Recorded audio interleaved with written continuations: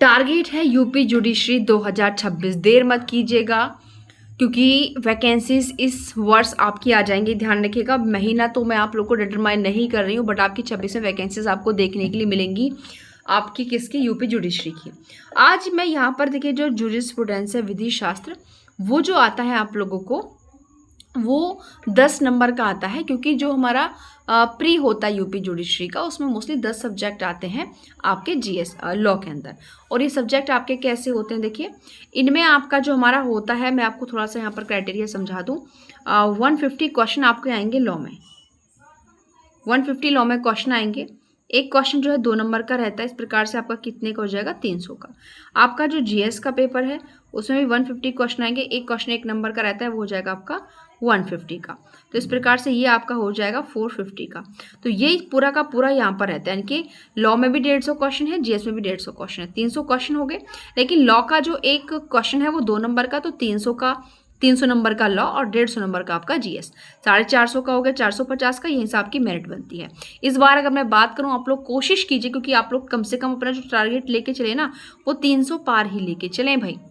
क्योंकि मैं ये नहीं कह रही कि मेरिट 300 पे जाएगी, बट एक हम लोग जो अपना मोटा मोटा टारगेट बनाकर चलते हैं, क्योंकि प्रेजेंट में कंपटीशन कहाँ जा रहा है, आप लोग ये चीज़ देख रहे हो।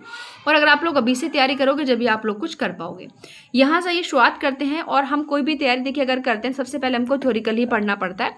थ्योरिकल पढ़ने के पश्चात हम उसके जो PYQs है वहाँ से आप लोग देखें, MCQs लगाएं। लेकिन MCQs के लिए पहला अंदाजा हमें PYQ से होता है कि प्रश्न किस प्रकार से बन रहे हैं, कहाँ से बन रहे हैं, कैसे बन रहे हैं। तो आज का मेरा वीडियो इसी चीज़ को लेकर के यहाँ पर। और यहाँ पर देखिए, पहला प्रश्न है कि विधि शास्त्र के विषय को बेंथम ने व्याख्यात्मक और निश्चयात्मक विधि शास्त्र के रूप में वर्गीकृत किया। आप लोगों से क्वेश्चन बनेगा कि विधि शास्त्र के विषय को किसने व्याख्यात्मक और निश्चयात्मक, यानी कि विधि शास्त्र जो है ना, उसको व्याख्यात्मक और निश्चयात्मक विधि शास्त्र के रूप में वर्गीकृत किया है। किसने किया है? बेंथम ने किया है। वहाँ पर ऑप्शन दे देंगे आपको, बेंथम है, ऑस्टिन है, इहिरिंग है, सेविनियर, इस तरीके से। और यहाँ पर बेंथम का एक और सिद्धांत आता है, उपयोगितावाद, अधिकतम लोगों का अधिकतम सुख। अगर आप लॉ ग्रेजुएशन कर रहे हैं, LLM कर रहे हैं, तो आप जानेगा इनकी थ्योरी बहुत महत्वपूर्ण है। ठीक है, आगे क्वेश्चन है हमारा, यानी कि बेंथम को ना आपको बहुत अच्छे से डिटेल से पढ़ना चाहिए। ये ना वियना स्कूल के संस्थापक हैं, और जो आपका एनालिटिकल थ्योरी स्कूल आता है, आपका विश्लेषणात्मक स्कूल, उसके ये क्या है, ये मतलब दार्शनिक है, ठीक है, जूरिस्ट है।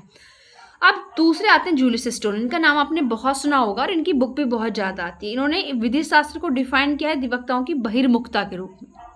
इन्होंने क्या कहा है? जूरिस्प्रूडेंस को अधिवक्ताओं की बहिर्मुखता कहा है। और इनकी पुस्तक है the province and function of law, 1946 में 6 की इनकी बुक है। और याद रखिएगा, ये जो आपके ये जूरिस्ट है ना, इनकी बुक भी बहुत ज़्यादा फेमस होती हैं, बहुत ज़्यादा पूछी जाती हैं। जैसे सबकी बुक्स पे आपको तैयार करनी है, बट आपको डरने की ज़रूरत नहीं है। एक जगह सारी बुक्स को जो अब तक आई हुई हैं और नहीं भी आई हैं, आने की पॉसिबिलिटी है, सब आपको एक ही जगह पर मिल जाएंगी। समस्या वाली बात नहीं है, लेकिन मिलेंगी तो तभी जब आप चैनल को सब्सक्राइब करेंगे, तभी तो वीडियोस का लिंक आप लोगों तक पहुंचेगा। ठीक है, नेक्स्ट प्रश्न है हमारा कि निश्चयवादी दृष्टिकोण, विधि के निश्चयवादी दृष्टिकोण के बारे में किसने कहा था? देखिए, ये ऐसे पूछा जाएगा प्रश्न, किसने कहा था कि ये समादेश, अनुशास्ति और संप्रभुता की त्रिवेणी है। अब हम जब इन शब्दों को पढ़ते हैं ना, समादेश, अनुशास्ति, संप्रभुता, तो हमारा माइंड जाता है ऑस्टिन पर। लेकिन उन्होंने क्या कहा है कि निश्चयवादी दृष्टिकोण के बारे में, इन तीनों को त्रिवेणी कहा है इसका। तो ये आपका हार्ट का स्टेटमेंट है, ध्यान रखिएगा। ठीक है, आगे है हमारा विधि शास्त्र में कल्पना सिद्धांत, यानी कि ये जो आपकी लीगल पर्सनालिटी वाला कॉन्सेप्ट है ना, विधिक व्यक्तित्व, बहुत इंपॉर्टेंट है। और इसको भी आपको पूरा डिटेल के साथ पढ़ना है भाई, क्योंकि इनके अंदर से कुछ भी प्रश्न बन सकता है और इसके अंदर से एक प्रश्न जरूर बनता है। जैसे मैंने कहा, बेंथम को आप पूरा पढ़ें, बेंथम के अंदर से कुछ भी बन सकता है। ऐसे जो आपका लीगल पर्सनालिटी, इस कॉन्सेप्ट को आप पूरा पढ़ें, क्लियर करें। इसके अंदर से जो भी फैक्ट आप लोगों को बन रहे हैं, ठीक है, आप उनको नोट डाउन करते चले जाएं।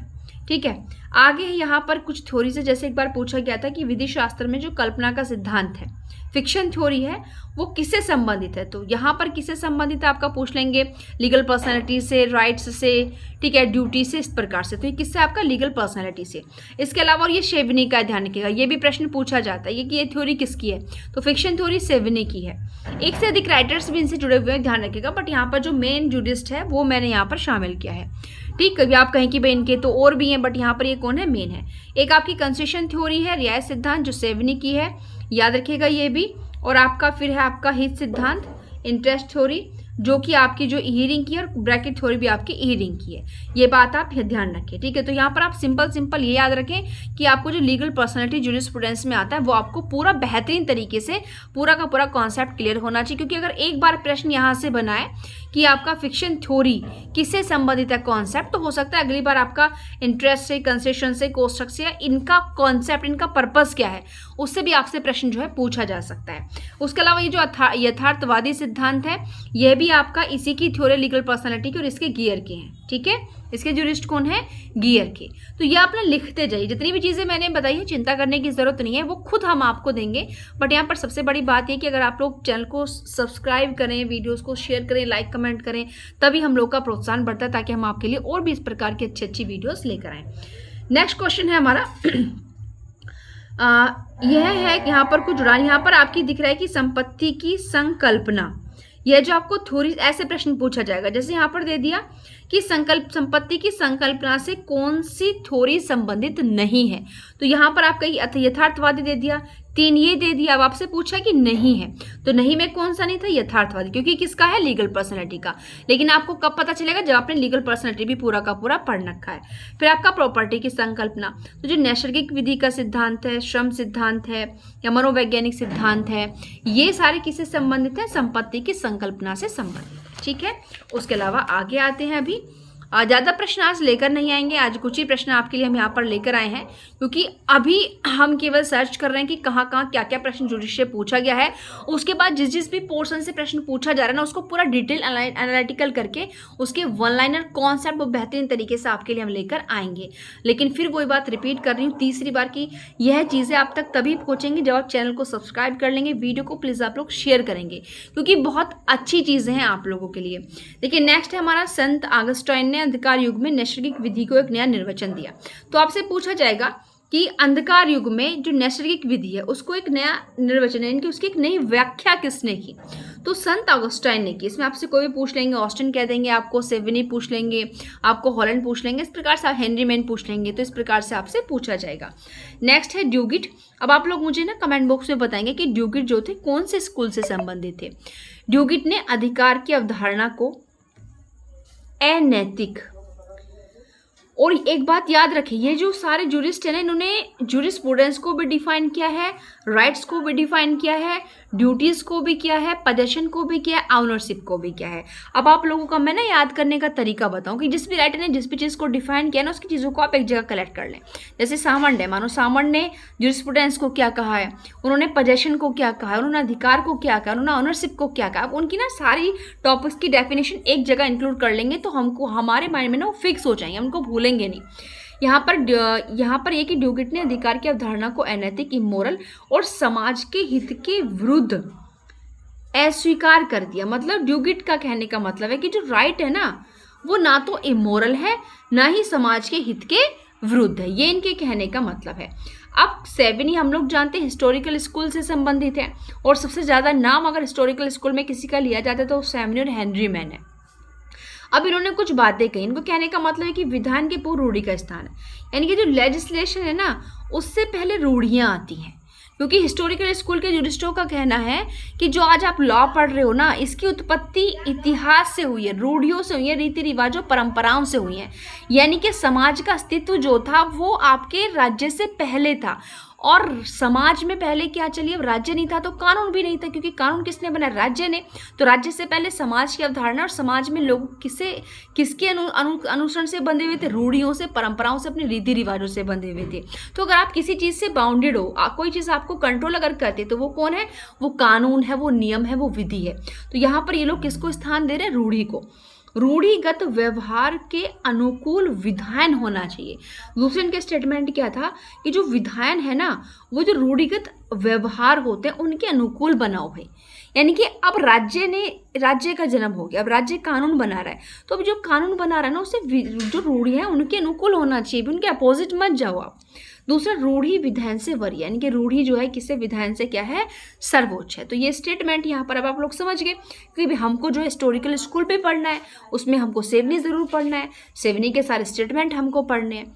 आगे आता है केल्सन। अब केल्सन भी आपके किससे आएंगे, एनालिटिकल से आएंगे, बहुत बहुत महत्वपूर्ण है। अगर मैं यहाँ 3 फेमस का आपको नाम बताऊँ विश्लेषणात्मक स्कोलैटिकल स्कूल की, तो आपके ऑस्टिन को तो आपका फादर माना जाता है, ठीक है, मॉडर्न जूरिस्प्रूडेंस का भी फादर कहते हैं उनको। तो उसके अलावा आपका जो है बेंथम है, केल्सन है। केल्सन ने प्योर लॉ का सिद्धांत दिया था। इनके कहने का मतलब था कि जैसे हम लोग पढ़ते हैं ना कि जूरिस्प्रूडेंस का जो संबंध है वो समाज शास्त्र से भी है, इतिहास से भी, राजनीति शास्त्र से भी है, बट केल्सन कहते हैं कि ना ये विशुद्ध है, प्योर थ्योरी है भाई, इसका संबंध किसी भी चीज़ से बिल्कुल भी नहीं है। उसके बाद एक क्वेश्चन और ले लेते हैं, उसके बाद कल आगे कराएंगे। उचित रूप से कही जाने वाली विधि एवं अनुचित रूप से कही जाने वाली विधि में जॉन ऑस्टिन ने अंतर बताया। आपसे पूछा जाएगा कि उचित रूप से कही जाने वाली विधि और अनुचित रूप से कही जाने वाली विधि में डिफरेंस किसने बताया है, जॉन ऑस्टिन ने बताया है। तो देखिए आज के लिए थोड़े से प्रश्न ही हम आपके लिए लेकर आए हैं, इसके अलावा आगे के कल लेकर आएंगे और भी बहुत बेहतरीन कॉन्सेप्ट लेकर।